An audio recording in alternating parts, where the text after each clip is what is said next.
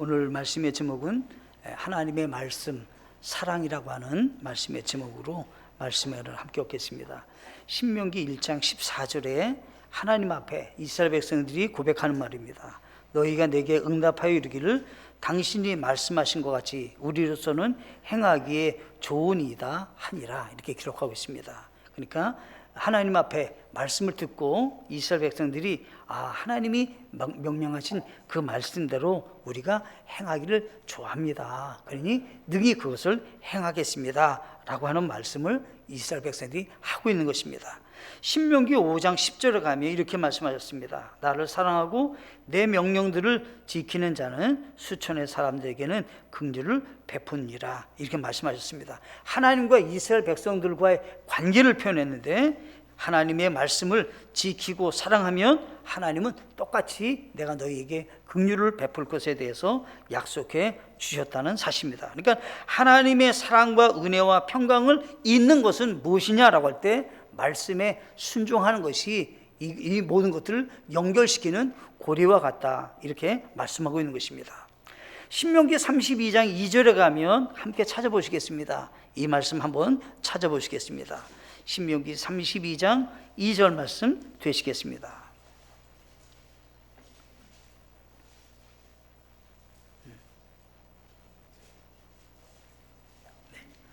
신명기 32장 2절 말씀 되시겠습니다.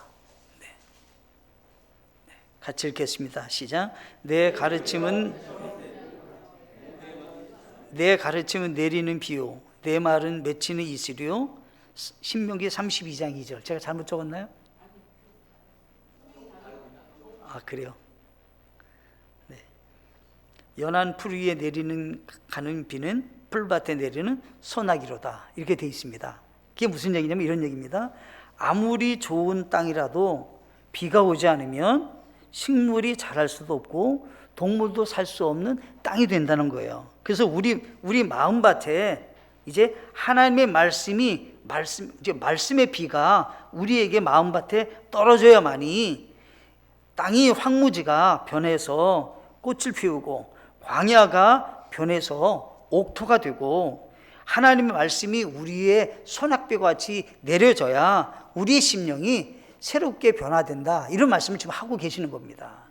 오늘날 우리 그리스도인들이 어떻게 인생을 살아가야 되느냐라고 할 때 마음밭에 내가 말씀을 받는 사람이냐는 거예요. 그런데 이렇게 보세요. 주일날만 말씀을 들어요. 수요일날 와서 말씀을 들어요. 그리고 3일간 그냥 굶어요. 그럼 정상적인 건강한 그리스도인이 되겠냐는 거예요. 안 되잖아요. 그러니까 하나님께서는 뭐라고 말씀하냐면 날마다 스스로 말씀이 내 마음판에 내려지는 그런 삶을 사셔야 된다, 이런 얘기를 하는 겁니다. 그래서 하나님께서는 이스라엘 백성들에게 가나안 땅에 들어가는 사람들에게 반복해서 가르치는 말씀이에요. 이스라엘 백성들아, 너희들이 나에게 약속을 했다. 너희들도 그 말씀대로 준행한 것을 좋아한다고 했지 않느냐? 그렇게 해라. 다시 한번 약속을 기억하라. 하나님은 우리를 사랑했는데 너희가 말씀을 지키면 나는 정말 긍휼을 베풀고 원한다. 아주 충분한 사랑을 내가 너희에게 베풀기 원하는 마음이 있는데 너희가 한 가지 약속을 지켜야 된다. 명령을 지켜야 된다, 이런 얘기를 하는 겁니다. 그리고 이제 하나님께서 신명기 32장 2절에서는 우리가 어떤 마음밭이 되어야 되는가를 생각해 보라. 마음밭이 황무지가 된다면 아무것도 열매를 맺을 수 없다. 그럼 스스로가 내가 말씀에 그 말이면 소낙비와 같이 이슬과 같이 비와 같이 내려야만이 우리의 심령이 새롭게 되지 않겠느냐라고 하는 거예요. 그런데 우리가 하루에 5장 성경 읽기예요. 어떻게 잘 읽고 계십니까? 잘하고 계세요? 어떠셔요?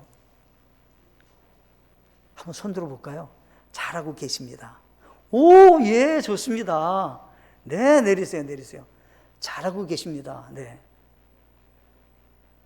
근데 마음밭에 내가 어떤 마음밭인가는 본인이 이제 스스로 아실 수 있잖아요. 날마다 나는 이슬비와 같이 말씀이 내린다. 소낙비와 같이 내린다. 꼭 필요한 때에 맞는 이른 비와 늦은 비가 내게 내리고 있다. 그럼 내 밭이 말씀으로 꽃이 피겠죠. 근데 그렇지 않다면 바뀌어야 된다는 겁니다. 63%가 한 장도 성경을 한 주간 읽지 않는데요. 교회를 다니는 사람들이 통계가 나왔어요. 일주일에 한 장도 읽지 않는데요. 63%가. 한번 돌아보세요. 우리 교회도 63%가 되면 큰일이죠. 네? 또 어떻게 또 얘기했냐면 10장을 읽는 사람이 3%래요. 일주일에 10장 읽는 사람은 3%래요. 3%. 그럼 얼마나 성경을 안 읽는 거예요. 그러면 이 성경이 우리에게 양식과 같은 건데 안 읽는다는 거예요. 사람들이. 97%가 안 읽는다는 거예요. 10장을 안 읽는다는 거예요. 이 10장 읽는 사람은 3%밖에 없다는 거예요. 우리가 어떤 믿음을 갖고 계셔야 된다는 거예요. 우리가 어떤 믿음을 갖고 계셔야 되겠어요.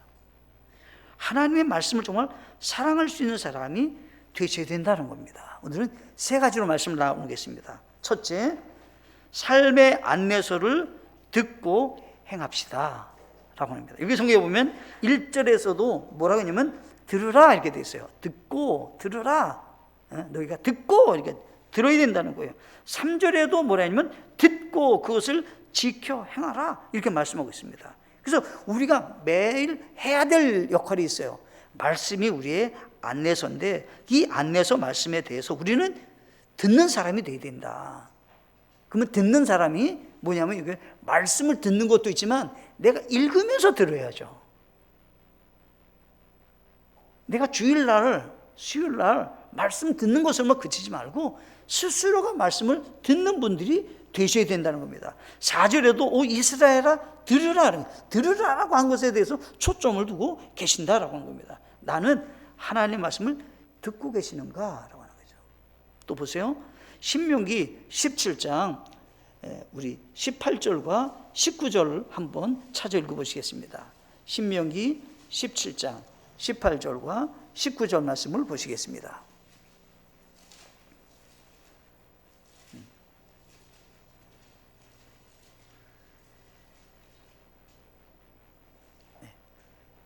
같이 읽겠습니다. 시가 그가 자기 왕국의 왕자에 앉거든 그는 자기를 위해 레위 사람들 옆에 있는 그것에게 이 율법을 책으로 한 권 필사하여 평생토록 자기 곁에 두고 그 안의 것을 읽어서 주 자기 하나님 두려워하기를 배우며 이 율법의 모든 말과 이 법규를 지키고 행할 것이니라.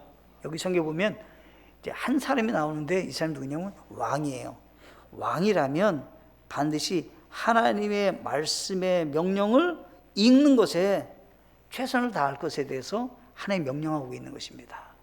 그러면 또 옆에서 보면 레위인들은 어떤 일을 하면 레위인들은 제사장들이잖아요. 레위인들 이 제사장들은 늘상 성전에 가면 이 율법책이 있는 게 성경이 있는 거죠. 그래서 제사장이라면 늘상 성경을 또 읽어야 된다 이런 얘기를 하는 겁니다. 자 보세요.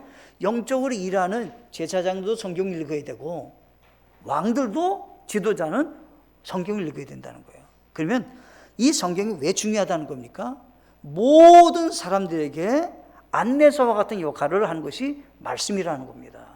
왕에게도 안내서고 제사장에게도 안내서고 여기 성경 보면 아버지가 자녀들에게 읽어줘야 될 것이 성경인데 여기 성경에 6장 7절에도 너는 그것들을 내 자녀들에게 부지런히 가르치라는 거예요.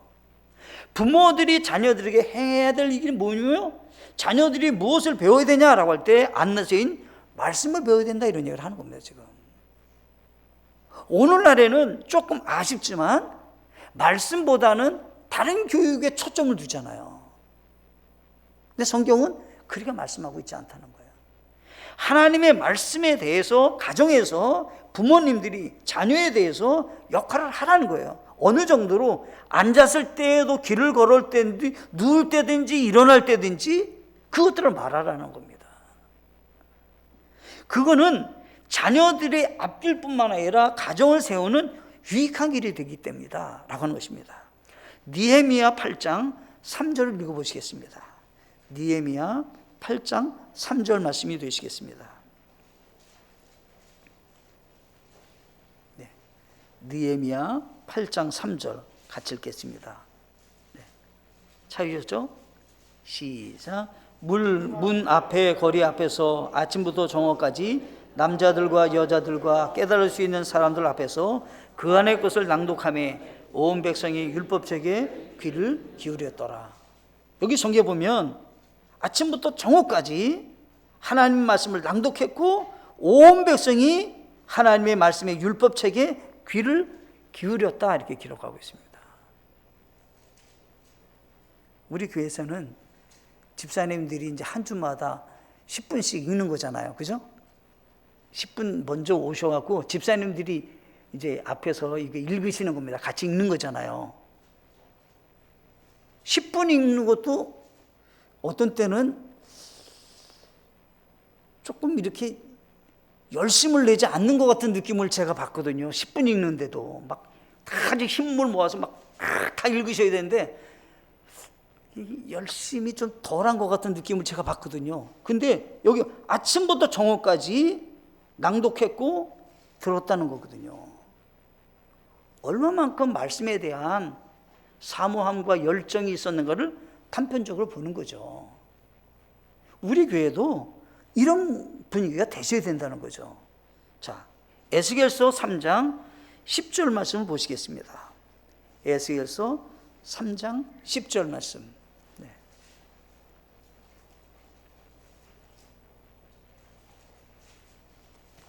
에스겔서 3장 10절 구약성경 같이 읽겠습니다. 시작.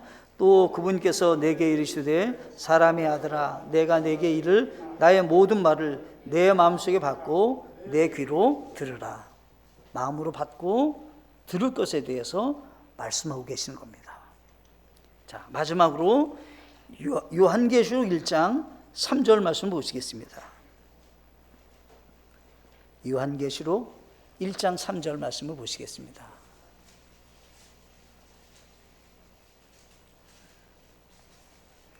마지막 때에 살고 있는 그리스도인들에게 하실 말씀이죠. 요한계시록 1장 3절 같이 읽겠습니다. 시작. 이 대언의 말씀들을 읽는 자와 듣고 그 안에 기록된 그것들을 지키는 자들은 복이 있나니 이는 때가 가깝기 때문이라. 아멘. 세상 끝에가 가까우면 갈수록 읽는 것과 듣고 지키는 것에 최선을 다하라라고 하는 것입니다. 가장 복된 사람이 어떤 사람이냐? 말씀과 가까이 관계를 맺는 사람이 복된 사람이다 말씀하고 계시는 겁니다. 큰 두 번째 보시겠습니다. 큰 두 번째, 하나님을 사랑하면 하나님도 우리를 사랑하십니다. 여기 성경에 보면 이렇게 되어 있습니다. 하나님께서 내게 약속하신 것이 적과 꿀이 있는 땅에서 너희가 강하게 불어나리라. 그러면 여기 3절 하반절에도 그리하면 내가 잘되고 이렇게 되어 있습니다. 그 3절 하반절에 보면 내가 잘된다, 약속의 땅에서 적과 꿀이 있는 땅에서 너희가 강하게 불어난다 라고 하는 것은 어떤 초점이 처음에 있냐면 듣고 행하면 이런 얘기죠. 듣고 행한다라고 하는 것은 하나님과의 사랑의 관계가 된다 이런 얘기예요. 그러면 하나님은 약속하시는 겁니다. 그러면 나도 우리를 사랑하신다라고 하는 것을 보여주시겠다라고 하는 것입니다. 이스라엘 백성들이 가나안 땅을 들어가는 거예요. 가나안 땅을 들어가는데 이제 2세대의 지도자인 여호수아가 이스라엘 백성들을 요단강을 건너서 들어가는 겁니다. 자, 여호수아는 한 번 패배했죠. 한 번.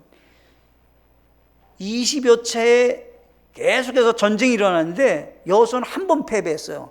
그 한 번 패배는 아간의 죄로 말미암아 작은 성에서 아이 성에서 패배했습니다. 하나님께서 여리고성에 들어간다면 그 여리고성에서 승리할 때 반드시 모든 걸 태워버릴 것을 얘기했어요. 진멸할 것을 얘기했어요. 그런데 아간이 들어가서 어때요? 금덩이도 옷도 가져 나왔어요. 그 결과로 인해서 작은 성 아이성에서 패배했습니다. 이스라엘 백성들이. 이건 뭘 얘기하고 있느냐라고 할 때 여호수아가 실제적으로 이 말씀을 듣고 행할 때는 반드시 승리했는데 한 번 실패한 원인은 말씀대로 순종하지 않았을 때 아이성에서 패배했다는 것입니다. 모든 승리는 어디서부터 있었냐라고 할 때 이스라엘 백성들 자체에서 일어나는 것이 아니라 하나님이 함께 할 수 있는 말씀에 순종함의 첫걸음이었다라고 하는 겁니다. 말씀에 불순종하는 그것으로 인해서 아주 작은 성이지만 능히 이길 수 있을 거라고 보통 사람이 생각하는 그 작은 성에서 패배했습니다. 그래서 뭘 얘기하고 있는 겁니까? 이길 수 없는 여리고성에서는 승리했고 능히 우리 힘으로도 이길 수 있다고 말하는 아이성에서는 왜 패배했냐는 거예요. 그것은 여호수아를 통해서 실제적으로 보여주고 있는 것입니다. 하나님은 승리케 하시는 데는 말씀의 순종함에 있었다라고 하는 겁니다. 이스라엘 백성뿐만 아니라 여호수아에게도 하나님은 직접 분명한 약속을 하나님이 하셨습니다. 여호수아 1장 8절에서는 너는 이 율법책을 내 입에서 떠나지 말게 하며 밤낮으로 그것을 묵상하여 그 안에 기록된 모든 것에 따라 지켜 행하라. 그리하면 내가 내 길을 형통하게 하며 또한 크게 성공하리라. 이렇게 말씀하셨습니다. 여호수아는 정확하게 하나님과의 약속을 알고 계셨던 분입니다. 그러니까 여호수아는 그 말씀대로 온전히 준행했던 사람입니다. 그러나 아간은 온전치 못했습니다. 그 결과로 이스라엘 백성이 패배했어요. 승리한 여호수아의 삶 속에는 날마다 그 말씀대로 준행했고 여호수아가 세상을 떠나면서까지도 이스라엘 백성들에게 간곡하게 부탁하는 것은 하나님만을 섬길 것에 대해서 말씀에 순종할 것에 대해서 그는 약조해달라고 그들에게 권면한 것을 보게 되어집니다.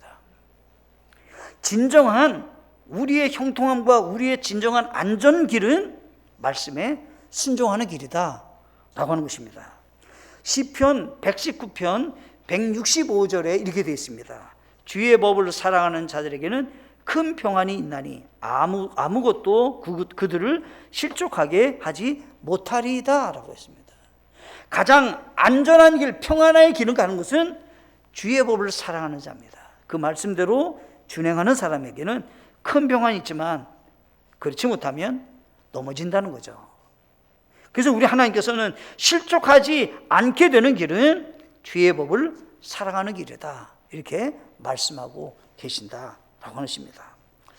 디모데후서 3장 16절로 17절에 가시면 이렇게 되어 있습니다. 모든 성경 기록은 하나님의 영감으로 주신 것으로 교리와 책망과 바르게 함과 의로 교육하기에 유익하니 이것은 하나님의 사람이 완전하게 되어 모든 선한 일에 철저히 갖추어지게 하려 함이라 이렇게 말씀하셨습니다. 하나님의 사람으로 온전케 세워지는 역할은 무엇이 아니냐라고 할 때 말씀이 한다는 겁니다. 건강한 그리스도인이 되기 원하나요? 세상에서 하나님께 쓰임받는 사람으로 인생을 살기 원하시나요? 한 가지밖에 없다는 거죠. 그 말씀대로 준행할 때 우리가 온전한 사람으로 세워지게 되는데 여기 성경에 보면 교리라고 했습니다. 이 교리라고 하는 것은 천지창조가 어떻게 됐는지 하나님은 나에게 어떤 분이신지 이 세상은 시작과 끝이 어떻게 되는지 성경은 정확하게 원칙적인 교리를 말씀하고 있다는 거예요. 이것은 교리라고 하는 뼈대와 같은 것인데 이 뼈대와 같은 우리가 사람이 살아가는데 뼈대가 있어야 손도 있을 수 있고 발도 있을 수 있지 뼈가 없으면 흐물흐물해서 아무것도 안 되잖아요. 우리 하나님께서 우리에게 기본적인 아주 뼈대와 같은 것을 허락해 주셨다는 거죠. 하나님은 나에게 어떤 분이신가? 하나님은 우리를 사랑하시는데 어떻게 사랑하기를 원하시는가? 우리는 천지창조가 되고 세상은 어떻게 끝이 나는가? 성경만이 가르쳐주는 거죠. 또 성경에서 말씀하는 겁니다. 책망. 오늘 책망 듣기를 다 싫어합니다. 책망은 다 누가 그러더라고요. 엄마가 이런저런 막 책망을 하고 그러니까 우리 엄마는 잔소리 대마왕이라고. 네?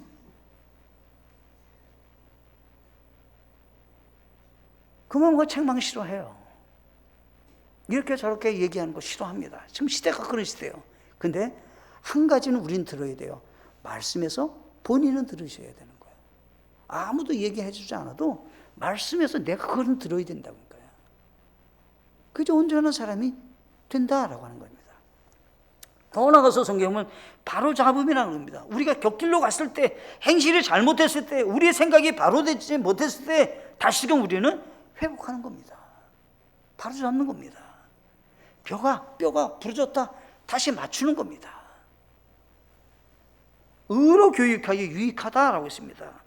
말씀이 실천되어서 습관이 되고 그 말씀에 순종함으로 온전한 삶을 살아갈 수 있는 그것이 말씀이라는 겁니다. 말씀이 그런 역할을 하게 된다라고 하는 것입니다.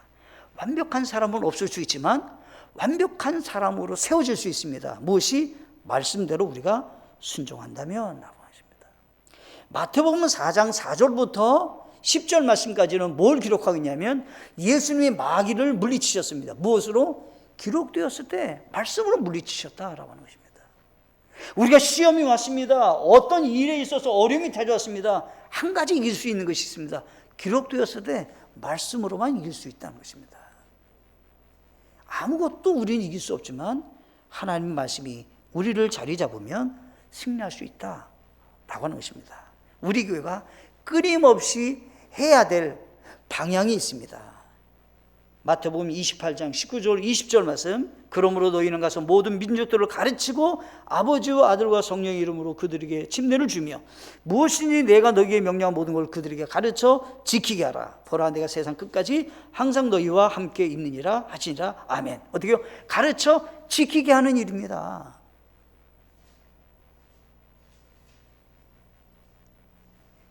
미국에서 아주 그냥 말씀을 잘 전하시는 목사님이 한국에 오셨다는 겁니다. 근데 그 목사님이 떠나면서 하는 말이 한국교회 기독교인들은 대다수가 어린아이라고.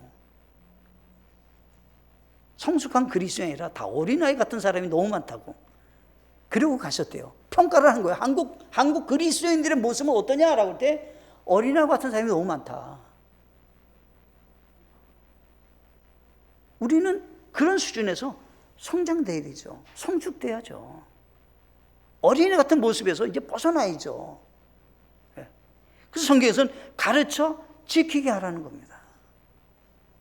그럴 때 성경에서는 하나님이 기뻐하시는 삶을 살 수 있다 이렇게 말씀하고 계시는 겁니다.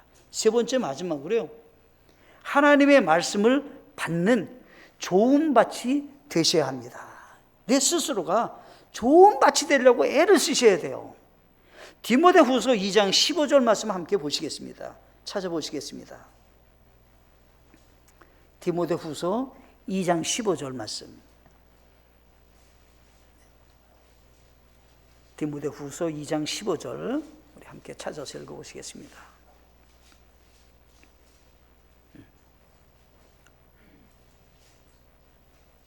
네, 디모데후서 2장 15절. 네, 디모데후서 2장 15절. 같이 읽겠습니다. 시작.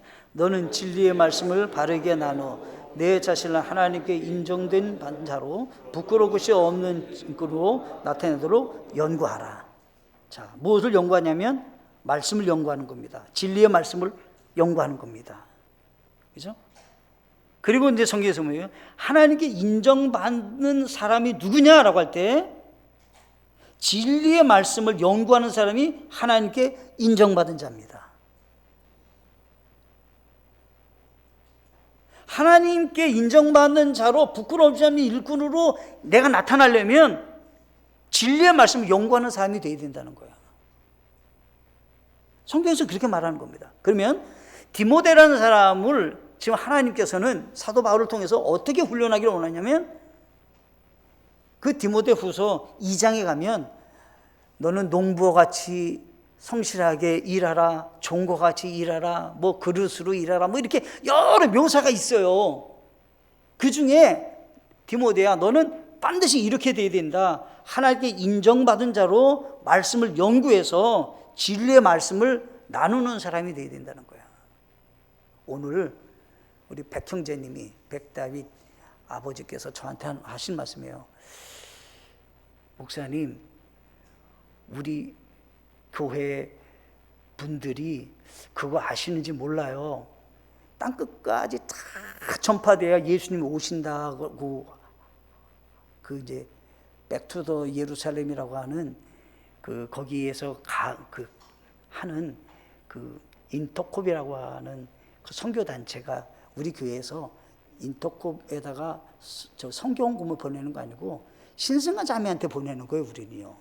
근데 거기서 믿는 바는 목사님 땅끝까지 복음이 증거돼야 예수님 오신다고 믿는데 우리 신앙이 그 다른데 우리 교회 식구들은 다 아시는 거죠?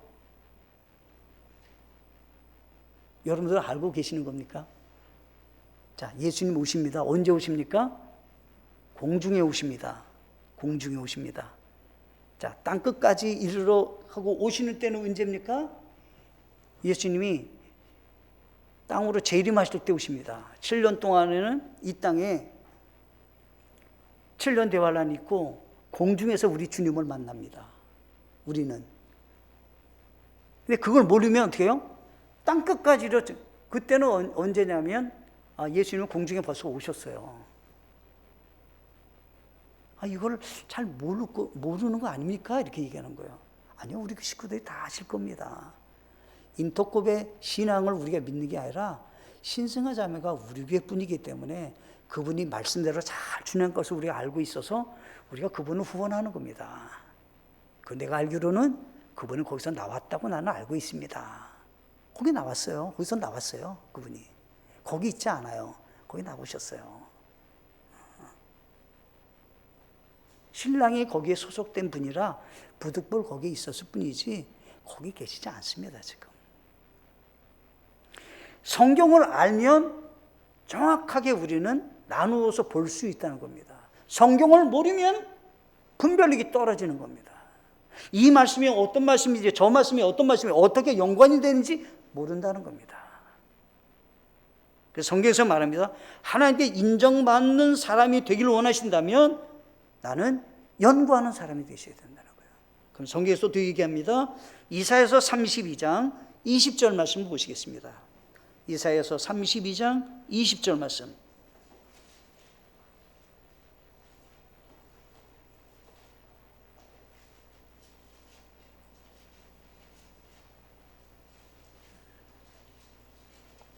이사야서 32장 20절 말씀.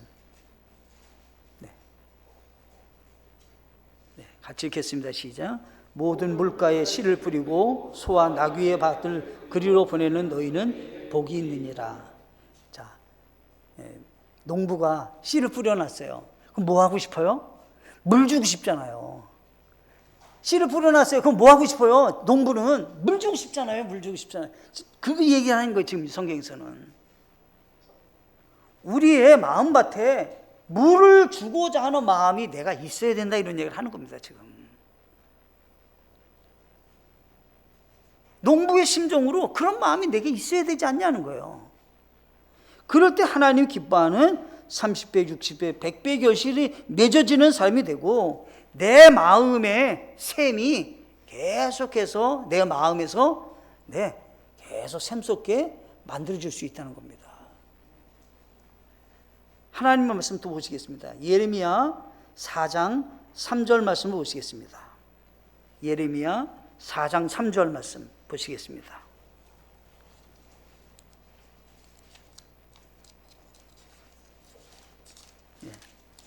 예레미야 4장 3절 말씀.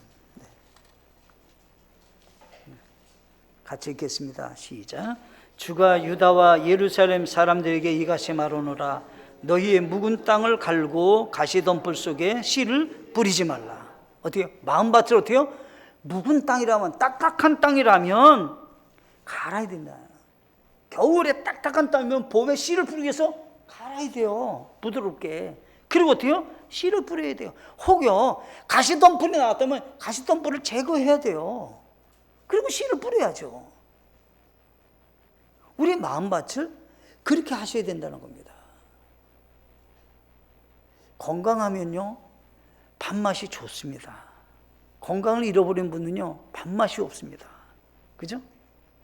음식 먹는 거 보면 금방 알 수 있습니다. 저분이 건강한 분인지 아픈 분인지. 왜요? 먹는 게 시원치 않으면 하여튼 병이 난 거예요. 병이 난 거예요. 우리 그리스도인의 삶에도 마찬가지라는 겁니다. 내가 말씀에 대한 그런 사모함이 있고 말씀에 대해서 내가 늘상 연구하고 싶고 배우기 원하면 건강한 분이에요. 근데 그렇지 못하면 건강한 분이 안 되시는 겁니다. 마지막으로요, 이사야서 66장 2절 말씀을 보시겠습니다.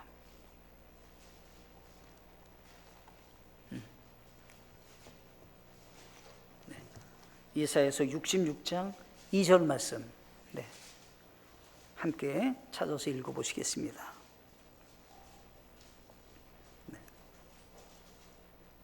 이사야서 66장 2절 같이 읽겠습니다. 시작. 그 모든 것들을 내 손이 만들었으므로 그 모든 것들이 존재해왔느니라. 주가 말하노라. 오직 나는 이런 사람, 곧 가난하고 퉁명한 영을 가진 자, 내 말에 떠는 자를 보살피리라. 하나님이 누구를 돌보신대요? 누구를 보살핀대요? 내 말에 떠는 자를 보살피겠다는 거예요. 말씀을 사랑하는 자를 말하는 거죠. 그 말씀을 경외하고, 그 말씀대로 준행하고자 하는, 말씀이 살아 역사하는 사람에 대해서 하나님은 내가 그 사람을 사랑한다는 거죠. 내가 그 사람을 보살피기를 원하신다는 거예요. 하나님이 귀히 여기기 때문이죠. 요한복음 5장 39절에 마지막으로 이렇게 되어 있습니다. 성경 기록들을 탐구하라. 너희가 그것들 안에서 영원한 생명을 얻는 줄로 생각하오니와 그것들은 곧 나에 대하여 증언하는 것들이니라 말씀하셨습니다. 하나님 말씀을 연구하면 연구할수록 주님을 더 알게 되고 주님을 사랑하게 되고요, 주님의 사랑을 알아서 더 깊이 주님과 교제하게 되어 있습니다. 내가 주님을 사랑하면, 말씀을 읽으면 더 깊은 관계가 되는 겁니다. 알면 알수록 사랑의 관계가 깊어지는 겁니다. 모르면 모를수록 예수님의 사랑을 모르게 되는 것입니다. 그래서 말씀을 읽고 승리하는 우리 모두가 되시기를 간절히 바라겠습니다. 함께 찬양하시고 기도하시겠습니다. 316장